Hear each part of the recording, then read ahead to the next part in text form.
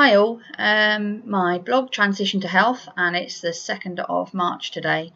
So it's 3 o'clock in the afternoon, and today did not start well this morning. And I think what's happened this week is I've had a slow trickle of things that have kind of affected me mentally. And this morning, one final thing happened that just kind of tipped the scales, and I went into meltdown mode this morning. So I got up. I wasn't too bad when I got up this morning. Didn't really want to do my exercise, but that's not unusual. Got myself up and ready for that and got on with it and enjoyed it, in all honesty. It's hard work, makes you sweat, but you know, it's a sense of achievement when you finish. So I sort of pushed through that, came and sat at the computer, and there was a blog post that had been shared by Neil, Natural Juice Junkie, from one of his coaching clients, and I sat here and just burst into tears for sort of no apparent reason. There's been 2 or 3 things that have happened this week, and I think that it's made me question why I'm doing the journey that I'm doing, and my reasoning behind the way I feel about myself. So, you know, there's been sort of several issues this week. I mean, last weekend I had a chat with Neil about some issues that I got with my partner, and how I felt that perhaps if I carried on changing myself so much, not just physically but mentally, that it could have a detrimental effect on my relationship.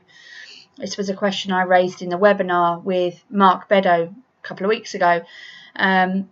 And he, you know, for him, it's improved his relationship. But for me, I felt like it might have a negative effect. And I wondered if this is what was causing me a barrier in progressing. Because when I met Hilmi, I was about the weight that I am now, maybe a little bit heavier. So he's never known me any smaller, and he's never known me to be any different to other than the way I am now, or the way I was 6 months ago. So I think that kind of has been playing on my mind somewhat. And after a discussion with the coaching session last week, the suggestion was, well, you know, put yourself in Hilmi's position and see how you think he would feel. Something I'm not very good at. I've never really been very good at doing that. So, and it's quite a selfish act, I suppose, just sort of not really thinking about things from other people's perspective. But I kind of did that, and after we finished that session, I went away and spoke to him, and actually, if anything, he said he was frightened I was going to leave him once I was slim and fit and healthy. So I have used that strategy several times this week, tried to put myself in his position and think things from his perspective, because I mean, I've been really lucky. He's been incredibly supportive throughout this journey so far. If there's a piece of, you know, gadgetry that I've needed, he's provided it. If I've asked him to come to workshops with me, he's come with me. So I couldn't really ask for more in that respect.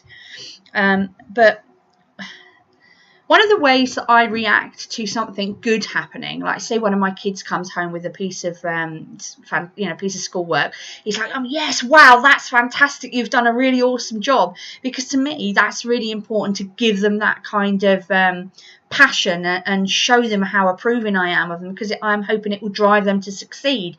And it was something I never had when I was a child. Now Hilmi's completely the opposite. He's, you know, if he says something tastes nice, he actually means it tastes amazing. He's not a very demonstrative person, and he doesn't really show this kind of exuberance and this enthusiasm that I get for things. And I kind of struggle with that, because I want that from him, and I want that from people around me. I want that acceptance, and I want to feel significant. In my mind, I want to feel significant. And I think, you know, by maybe not being noticed by people, or not being verbally appreciated, it makes it difficult for me. So this morning, you know, there's been several things this week. I mean, you know, Chris Stewart's having an interview with Juicing Radio, Paul's going on there. There was a video blog up from another one of Neil's clients, and you know, there's all these people that get recognised in this industry, but I felt that I was missing out. And then I sat, once I'd had my meltdown, so I sat and thought about it, and I thought, that's a really selfish attitude to have. Why do I need to be noticed, and what is it about me that thinks that I'm important? Maybe important's not the right word, maybe significant is. And I suppose just by doing these videos, I'm probably affecting people without realising it. But in the moment, when you're having one of those moments, it doesn't feel that way. So yeah, that was not a good morning this morning. So I kind of analysed what had happened, had to think about it, and instead of looking at it as, well, why did that happen to me? Well, why did that happen for me? So now I'm thinking about, okay, so what can I take going forward from that? What was it about that moment that made me feel that way? And I posted one of David Wolf's graphics this morning on our Juice 365 group, saying the only thing making you unhappy are your own thoughts, and change them. Well, yes, that's true, but it's quite hard, and I think I've probably spent most of my adult life not really thinking about things.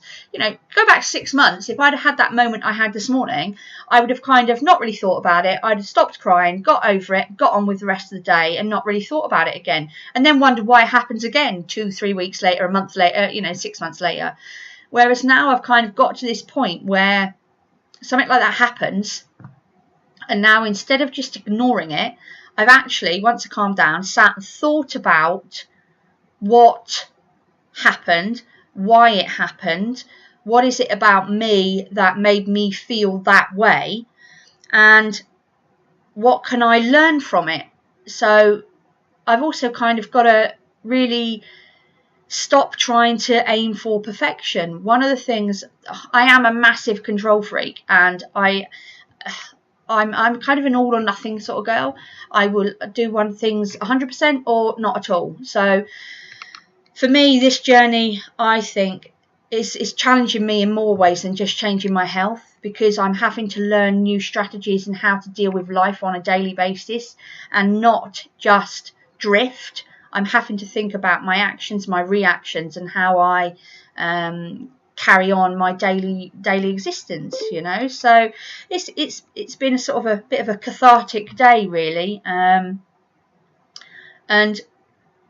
having spoken to Neil, he suggested having a look at a guy called Anthony Robbins, who does these 6 needs, and so if anybody wants to go and have a look at them, it's quite interesting. And my, at the moment, it was put these needs in order, and my top one would have to be significance. I need to feel significant, and I don't know where that comes from, because, well, perhaps I do know where it comes from, not being significant when I was a child. I didn't felt that I mattered to my parents, and then only being a mum, and I know it's not only being a mum, but that's what I've done for my adult life. Perhaps I'm getting to that point now where, because my children are all a lot older and growing up and maybe leaving home in the next few years, that perhaps I'm starting to feel that fear of, well, who am I, and what am I actually going to do with my life now?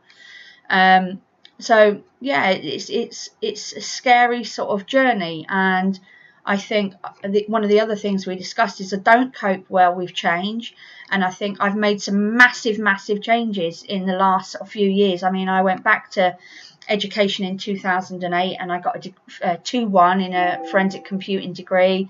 I've done this whole juicing thing and the health journey and exercise. So yeah, I'm making massive changes, although at the time I don't think of them as changes, but when I look back retrospectively, I can see I've made these changes. But perhaps that's what set me off again this morning. It was this fear of change, because I've been so used to sort of just doing juice the last few weeks. Now I'm doing juice and meals, and I'm having to kind of look at how I'm going to do that again. So none of us are perfect. I have had a bad day today. On the plus side, go back 6 months, I'd have gone, oh, sod it. Do you know what I mean? I'm fed up. This isn't working for me. I might as well just jack it all in. Nobody appreciates me, and I'm just going to go and eat KFC and chocolate and whatever else. But I haven't done that. So I've obviously, for the time being, conquered that demon. Not to say it will never rear its head again, because it may well do. It's an ongoing journey, and I think that's one of the main things I've got from today is we're never ever going to be perfect at what we do. It's always going to be a transition, and we're always going to be learning how to deal with different situations.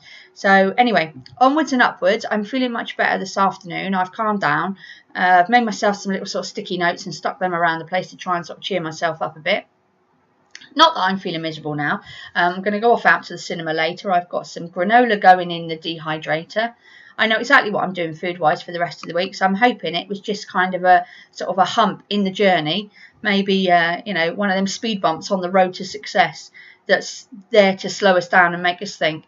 So hope everybody else is having a good day, and I will catch up with you soon.